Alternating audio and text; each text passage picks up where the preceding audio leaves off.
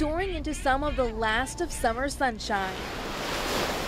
Sights on shore, soaking it all in. You have to go all out until fall hits.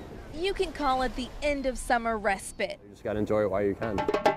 No matter what side of town you're on. This is the 27th year of the African Festival of the Arts. In Washington Park, The drum village is like the heart of the festival itself.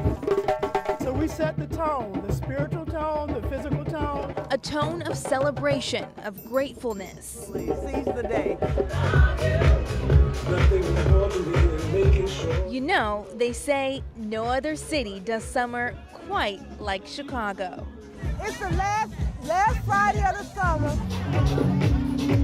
And that alone is reason to dance. A party in the park before sweater weather creeps back in. A chance to let go and hold on to the last of summer. Oh, this is what Chicago's all about. This is what Chicago's about.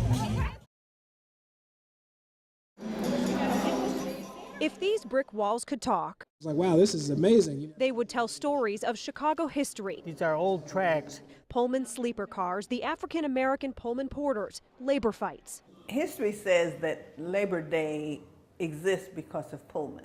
George Pullman, the inventor of the Pullman sleeper car. Factory workers upset with wage reductions went on strike, 4,000 strong in Chicago, but it stretched throughout the nation. Were it not for that strike in the 1800s, there would not have been a pathway or doorway through which African Americans would come. That same year, as a way to ease tensions with the railroad union, President Grover Cleveland declared Labor Day a federal holiday. Pullman gave me the opportunity to work with my hands. Alfonso is a third-generation railroad worker. I had an opportunity to work for building maintenance. That's where I came across a lot of this stuff. I got fire hydrants, When Pullman Railroad closed its doors in the 80s, so I got blueprints, this was all considered junk. and I got keys. He started collecting that junk. And then I realized that this is very valuable, and I live in a historic district. He is history. He is Chicago. He is the reason why you and I are able to stand here and have the liberties that we have. Liberties old and new that Jaquita Johnson appreciates and knows all too well. I really like the idea of how the Pullman workers organized, came together, and had a union strike. Johnson, an active union member herself. Things that paved the way for many of us today to have, just that voice and to be able to work collectively to make effective change. You could try to capture the tempo of this town. Attempt to take a photo Strikingly beautiful. of its heartbeat. I'm looking for angles. He usually gets, 50 to 100 pictures of him a day. Yeah, it blew me away, actually. But for all the pictures, beautiful or bizarre, one image stands out. A dog walk itself on a leash. Come on, let's go. Oh my God. Oh, is he cute? Like many golden retrievers, 9-year-old Sporty liked to carry something like a toy or ball in his mouth. But years ago, he instead began toting his own tether. I insist on it. It's kind of a mutual thing. His owner, David Duncan, adopted the former agility and championship show dog. Sporty has since taken his leash and his showmanship to the sidewalk as the city's unofficial fluffiest landmark. He was in Chicago Magazine, he was in New York Mag. You're an awesome dog. He is a little bit of a local celebrity around here, yeah. Duncan is quick to point out if anyone is uncomfortable with the retriever's reception, he's never too far away, and Sporty's strap goes back on. No. No, you come on. From 9 to 5, Duncan is an options trader. I yell and scream all day. Because of that, Sporty is as much a therapy dog for him as the canine is for all the strangers he greets. He's everything. I don't know what I'd do without him. I really don't. Bye, baby. Or he spreads the love. He makes people happy, I just want to give him back, what he's given me. A dog that walks to a different beat. Oh my God, he's so cute. Sporty may not own this river walk, but he's got a leash on it. We're going to do this as long as he wants. Jeremy Ross, CBS 2 News. I will listen to learn. I'll greet this day with love in my heart.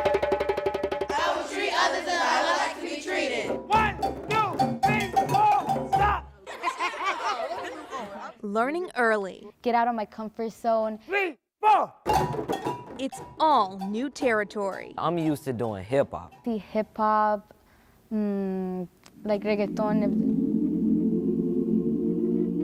But this? The dances is very better than words. You just have to feel it.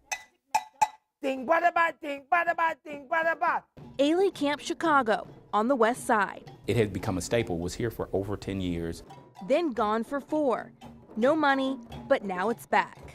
In the heart of all of this violence, in the heart of all of these things that are going on, that there are options other than the streets, there are options other than gangs. And music go. It's better than being on the streets.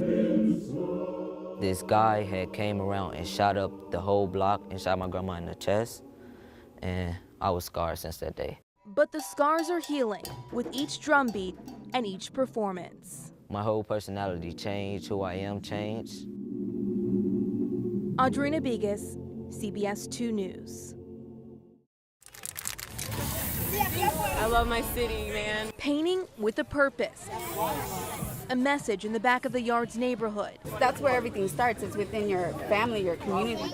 An artsy approach, a creative call. In bright yellow, the words, guns down. And we need to do something about it. We're losing too many kids, too many young kids.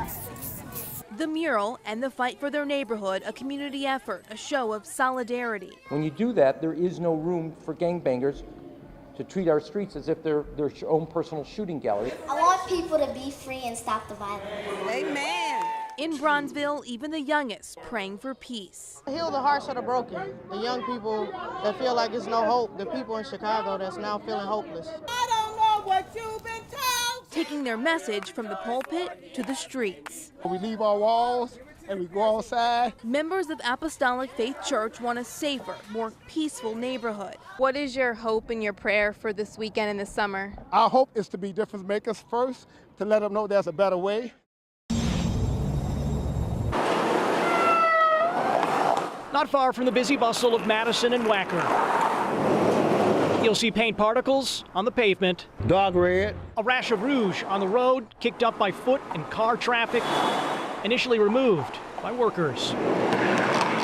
It's everywhere. Yeah, I'd never really noticed. That looked terrible. The debris once the coating of a nearby lane designed for Loop Link buses. The transit project opened to travel late last month. CDOT says the coating failed not long after it was installed. Can't believe I didn't notice the fact that that's not red anymore.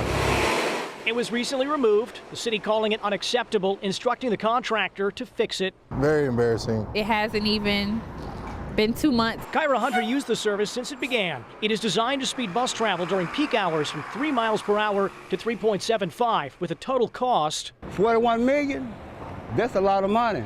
For tens of millions of dollars, we should be flown around the city rather than in a bus. Do taxpayers deserve better paint? Yes, we do. CDOT says the contractor will pick up the bill for the small section of paint problems, but fixing it is delayed by the winter weather. Meantime, work finishing other parts of Loop Link continues. This is not what I think was envisioned.